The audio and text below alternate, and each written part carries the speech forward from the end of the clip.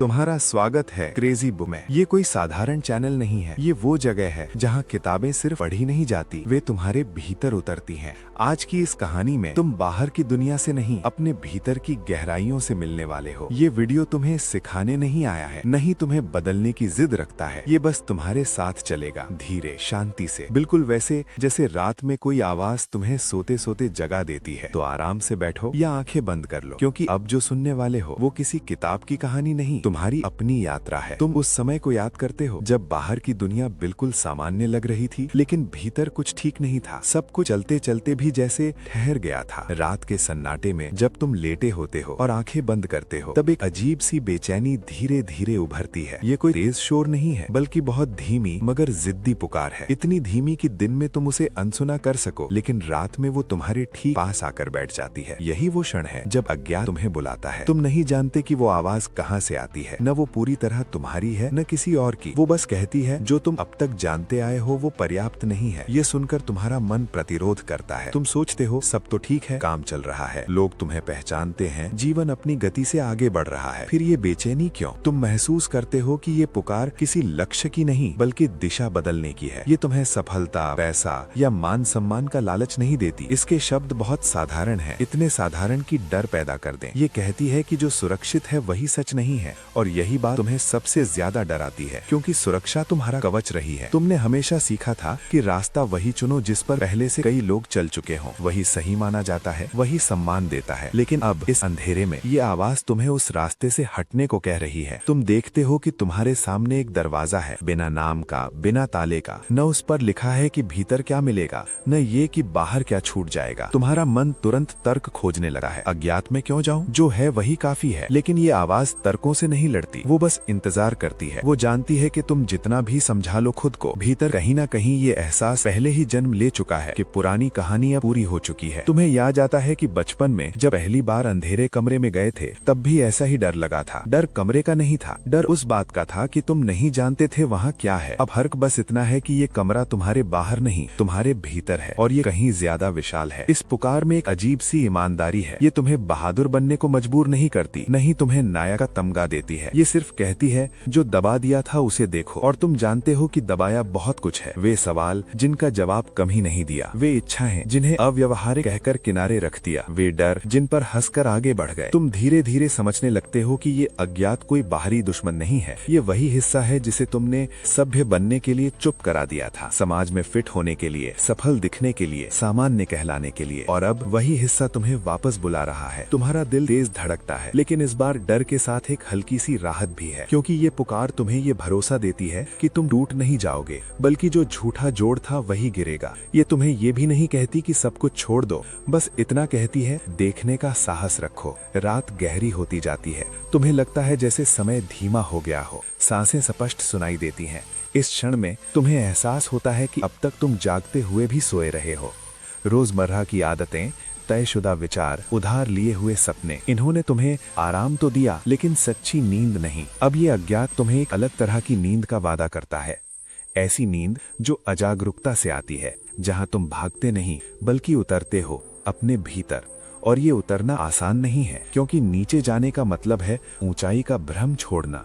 तुम सोचते हो, अगर मैं ये रास्ता चुन लूं तो क्या मैं वही रहूंगा जो अब हूं? और यहीं से असली सवाल जन्म लेता है। शायद तुम्हें वही नहीं रहना है, शायद यही इस पुकार का अर्थ है। तुम महसूस करते हो कि ये पुकार तुम्हें अकेला नहीं छोड़ने वाली। तुम चाहे इसे नजरअंदाज करो, ये किसी और रूप में लौट आएगी, कभी बेचैनी बनकर, कभी सपनों में, कभी अचानक उदासी में। क्योंकि अज्ञात को एक बार पहचान लेने के बाद उससे मुंह मोड़ना आसान नहीं रहता। इस पहले कदम में कोई नाटकीय घटना नहीं घटी, ना आसमान फटा है, ना कोई चमत्कार होता है, बस एक शांत सा स्वीकार होता है कि तुम्हें अपने भीतर उस जगह तक जाना है जहां तुम अब तक नहीं गए। और यही स्वीकार इस पूरी यात्रा की शुरुआत है। तुम दरवाजे के सामने खड़े हो, अभी तुमने उसे खोला नहीं है, लेकिन तुम जान चुके हो कि वो दरवाजा असली है, और उससे भी ज्यादा असली है वो पुकार जो तुम्हें भीतर से बुला रही है। इस क्षण में तुम समझते हो कि ये कहानी किसी किताब की नहीं है, ये तुम्हारी ही कहानी है, जो अब तक अधूरी पड़ी थी। और आज रात अंधेरे में पहली बार तुम उसे पूरा करने की हिम्मत जुटा रहे हो। तुम एक गहरी सांस लेते हो। बाहर की दुनिया अभी भी वही है, लेकिन लेकिन भीतर कुछ बदल चुका है, क्योंकि तुमने अज्ञात की आवाज सुन ली है, और जिसने एक बार सुन लिया वो फिर पहले जैसा नहीं रह पाता। यहीं से यात्रा शुरू होती है, बिना नक्शे के, बिना गारंटी के, सिर्फ इस भरोसे के साथ कि जो तुम्हें बुला रहा है वही तुम्हें सच के करीब ले जाएगा। और यही भरोसा धीरे धीरे तुम्हारी नींद में उतरता है और तुम्हें अगले कदम के लिए तैयार करता है। तुम जैसे ही उस दरवाजे की सच्चाई को स्वीकार करते हो, वैसे ही भीतर कुछ और खिसकने लगा है। ये कोई बाहरी घटना नहीं है, कोई बड़ा झटका नहीं, बल्कि बहुत सूक्ष्म दरार है तुम्हारे अहंकार में। वही अहंकार जिसने तुम्हें अब तक एक साफ पहचान दी थी, तुम्हें बताया था कि तुम कौन हो, तुम्हारी सीमाएं क्या हैं और तुम्हें किस हद तक जाना चाहिए। अब वो पहचान अचानक असहज लगने लगी है। पहले जो मैं बहुत मजबूत लगता था, अब वही थोड़ा खोखला सुनाई देता है। तुम अपने ही विचारों को सुनते हो और पहली बार महसूस करते हो कि उनमें एक तरह की बनावट है, जैसे वे तुम्हारे अनुभव से कम और सीखे हुए नियमों से ज्यादा बने हों। तुम्हारा अहंकार तुरंत खुद को बचाने की कोशिश करता है। वो कहता है ये सब जरूरत से ज्यादा सोच है, जीवन ऐसे ही चलता है। वो तुम्हें तुम्हारी उपलब्धियां याद दिलाता है, तुम्हारे संघर्ष, तुम्हारी मेहनत। वो तुम्हारे अतीत की तस्वीरें सामने रखता है और कहता है कि इन्हीं के दम पर तुम आज यहाँ तक पहुँचे हो। लेकिन अब एक अजीब बात होती है, तुम इन सबको सुनते तो हो, पर वे उतने ठोस नहीं लगते, जैसे किसी पुराने नाटक के संवाद हों जो कभी प्रभावशाली थे, पर अब तुम्हें याद दिलाते हैं कि वे सीखे हुए थे, जिए हुए नहीं। तुम महसूस करते हो कि अहंकार का काम तुम्हें स्थिर रखना था। उसने तुम्हें समाज में जगह दिलाई, पहचान दी, सुरक्षा का एहसास कराया, लेकिन उसने इसकी कीमत भी वसूली। उसने तुम्हारे भीतर की अनिश्चितता को दबा दिया। उसने तुम्हें यकीन दिलाया कि सब कुछ समझ में आ जाना चाहिए, कि अस्पष्टता कमजोरी है। अब जब अज्ञात ने दस्तक दी है तो अहंकार घबरा जाता है, क्योंकि वो अनिश्चितता में जी नहीं पाता। उसे साफ परिभाषाएं चाहिए, सीमाएं चाहिए, नाम चाहिए। और यहाँ इस नए रास्ते पर कुछ भी तय नहीं है। तुम्हें पहली बार एहसास होता है कि तुम्हारी पहचान कितनी ज्यादा दूसरों की अपेक्षाओं से बनी थी। तुम किसे खुश करना चाहते थे, किससे मान्यता चाहते थे, किसके सामने सही दिखना चाहते थे। इन सब ने मिलकर तुम्हारा मैं गढ़ा था। और अब जब भीतर की आवाज ने सवाल उठाया है तो वही गढ़ा हुआ ढांचा हिलने लगा है। ये टूटना नाटकीय नहीं है, कोई जोरदार आवाज नहीं होती, बल्कि ये एक धीमी लगातार खिंचाव है, जैसे किसी पुराने कपड़े का धागा धीरे धीरे निकल रहा हो। तुम रोजमर्रा की चीजें करते हो, काम, बातचीत, जिम्मेदारियां, लेकिन भीतर एक दूरी आ जाती है। तुम खुद को देखते हो जैसे कोई और तुम्हें देख रहा हो। पहले तुम जो कहते थे उस पर पूरा भरोसा होता था, अब तुम अपने ही शब्दों को सुनकर रुक जाते हो। क्या ये सच में मेरी बात है या बस आदत? क्या ये मेरी सोच है या उधार ली हुई राय? ये सवाल तुम्हें असहज करते हैं, क्योंकि अहंकार सवालों से नहीं जवाबों से जीता है। कभी कभी तुम्हें डर लगता है कि अगर ये पहचान टूट गई तो बचेगा क्या? अगर मैं वही नहीं रहा जो अब तक था तो मैं कौन रहूंगा? ये डर वास्तविक है, क्योंकि अहंकार का टूटना किसी छोटे बदलाव जैसा नहीं होता। ये उस नींव को हिलाता है जिस पर तुमने अपना आत्मविश्वास खड़ा किया था। तुम देखते हो कि तुम कितनी बार खुद को सही साबित करने की कोशिश करते रहे हो, बहसों में, रिश्तों में, फैसलों में। सही होना तुम्हारे लिए सुरक्षा था, गलत होना मतलब कमजोर होना। अब इस टूटन में तुम्हें पहली बार गलत होने की अनुमति मिलती है, और ये अनुमति डरावनी भी है और राहत देने वाली भी। तुम महसूस करते हो कि अहंकार का काम तुम्हें स्थिर रखना था। उसने तुम्हें समाज में जगह दिलाई,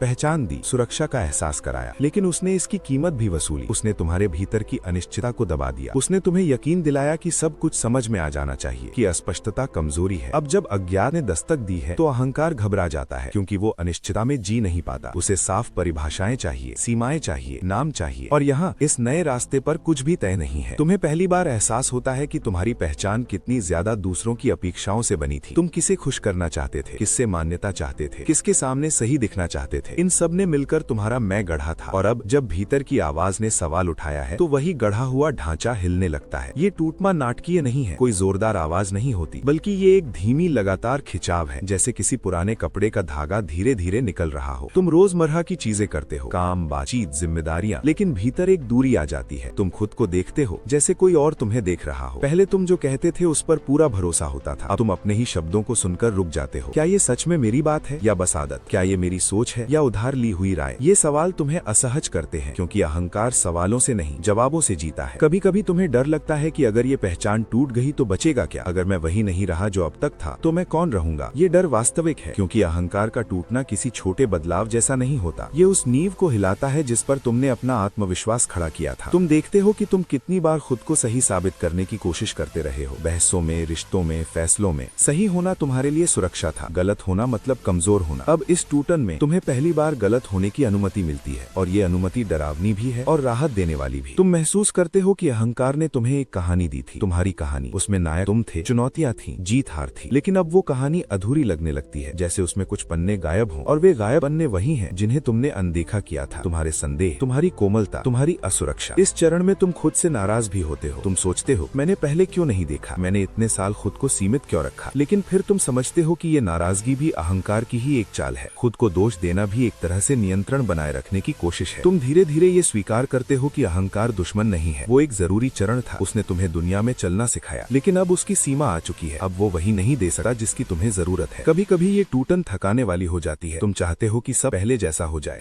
तुम उस पुराने भरोसे को मिस करते हो, उस साफ पहचान को। लेकिन जैसे ही तुम वापस जाने की कोशिश करते हो, भीतर कुछ खटरा है। अब तुम जान चुके हो कि वो भरोसा अधूरा था। रातों में तुम्हारे सपने बदलने लगे हैं। वे सीधे नहीं होते, प्रतीकों से भरे होते हैं। कभी तुम खुद को आईने में देखते हो और चेहरा बदलता रहता है। कभी तुम किसी भीड़ में हो, लेकिन कोई तुम्हें पहचान नहीं रहा। ये सपने तुम्हें डराते हैं, लेकिन साथ ही एक संदेश भी देते हैं। पुरानी पहचान ढीली पड़ रही है। दिन में छोटी छोटी बातों पर तुम्हारी प्रतिक्रिया बदल जाती है। पहले जहाँ तुम तुरंत बचाव में आ जाते थे, अब वहाँ एक पल का ठहराव होता है। तुम जवाब देने से पहले सुनते हो। ये ठहराव अहंकार को असहज करता है, क्योंकि वो तुरंत प्रतिक्रिया चाहता है। तुम ये भी देखते हो कि तुम्हें हर बात पर राय देने की जरूरत नहीं रह गई है। ये कोई उदासीनता नहीं है, बल्कि एक थकान है, हर चीज को नियंत्रित करने की थकान। और इस थकान में एक नई ईमानदारी छुपी है। धीरे धीरे तुम्हें ये एहसास होने लगता है कि अहंकार का टूटना तुम्हें कम नहीं कर रहा, बल्कि खाली कर रहा है। और ये खालीपन डरावना इसलिए लगता है क्योंकि तुम अब तक भरे हुए रहे हो, विचारों से, पहचान से, योजनाओं से। लेकिन इस खालीपन में एक अजीब शांति भी है, जैसे किसी कमरे से पुराना फर्नीचर हट गया हो और अब हवा खुल कर चल रही हो। तुम पहली बार बिना लेबल के खुद को महसूस करते हो, न सफल न असफल, बस मौजूद। ये चरण तुम्हें विनम्र बनाता है। तुम ये मानने लगते हो कि तुम सब कुछ नहीं जानते, और ये मानना तुम्हारे लिए नया है, क्योंकि पहले तुम्हें लगता था कि जानना ही ताकत है। अब तुम्हें महसूस होता है कि न जानना भी एक गहरी ताकत है। कभी कभी लोग तुम्हें बदलता हुआ महसूस करते हैं। वो कहते हैं तुम पहले जैसे नहीं रहे, और तुम समझ नहीं पाते कि इसे तारीफ समझो या चेतावनी, क्योंकि तुम खुद भी नहीं जानते कि तुम अब कैसे हो। तुम सीखते हो कि अहंकार के टूटने में सबसे मुश्किल काम है खुद को थामे रखना, बिना किसी ठोस पहचान के। न पुराने नाम पकड़ना, न नए नाम गढ़ना, बस इस प्रक्रिया में रहना। यहाँ कोई जल्दी नहीं है। अहंकार धीरे धीरे ढीला पड़ता है। कभी वो फिर मजबूत होने की कोशिश करता है, कभी तुम्हें पुराने पैटर्न में खींच लाता है, और हर बार तुम उसे देख पाते हो। ये देख पाना ही बदलाव है। तुम समझते हो कि पहले तुम अपने बारे में जो भी कहते थे वो अंतिम सत्य नहीं था, बस एक चरण था। और अब तुम ऐसे मोड़ पर हो जहाँ पुराना सच मर रहा है और नया अभी पैदा नहीं हुआ। ये बीच का समय सबसे कठिन होता है, क्योंकि यहाँ कोई सहारा नहीं होता। न पीछे लौट सकते हो, न आगे का रास्ता साफ दिखता है। लेकिन यही वो जगह है जहाँ ईमानदारी जन्म लेती है। तुम अब खुद से झूठ बोलना मुश्किल पाते हो। छोटी छोटी बातें भी भीतर चुभने लगती हैं। तुम वो नहीं कह सकते जो महसूस नहीं करते। ये असुविधाजनक है, लेकिन ये तुम्हें हल्का भी बनाता है। अहंकार का टूटना तुम्हें ये सिखाता है कि तुम्हारी कीमत तुम्हारी छवि से ज्यादा है, तुम किसी रूमिका से ज्यादा हो। और ये सीख धीरे धीरे तुम्हारे भीतर उतरती है। इस चरण के अंत तक तुम पूरी तरह टूटे नहीं होते, बल्कि ढीले हो चुके होते हो, जैसे कोई गांठ खुलने लगी हो। और इसी खुलाव में अगला कदम संभव होता है, भीतर की गहराइयों में उतरने का। अब तुम जानते हो कि पुरानी पहचान तुम्हें उस गहराई तक नहीं ले जा सकती। उसके लिए तुम्हें हल्का होना पड़ेगा, और ये हल्कापन चाहे जितना डरावना लगे, तुम्हें सच के और करीब ले जाता है। अहंकार का ये टूटना अंत नहीं है, ये सिर्फ एक दरवाजा है जो तुम्हें नीचे की ओर ले जाता है। और अब तुम उसमें उतरने के लिए पहले से ज्यादा तैयार हो। अब जब ये अध्याय यहीं रुकता है, याद रखना, यात्रा खत्म नहीं हुई है। ये सिर्फ आज की रात का विराम है। जो सुना उसे समझने की कोशिश मत करना, बस उसे अपने भीतर रहने देना। कुछ बातें दिमाग में नहीं, नींद में उतरती हैं। अगर ये कहानी तुम्हारे भीतर कहीं हल्की सी हलचल छोड़ गई हो, तो समझ लेना तुम सही जगह पहुँचे हो। क्रेजी बुक को सब्सक्राइब करो, क्योंकि यहाँ हर रात एक नई किताब नहीं, एक नया तुम जागता है। शुभ रात्रि, और अपनी भीतरी आवाज को अनसुना मत करना।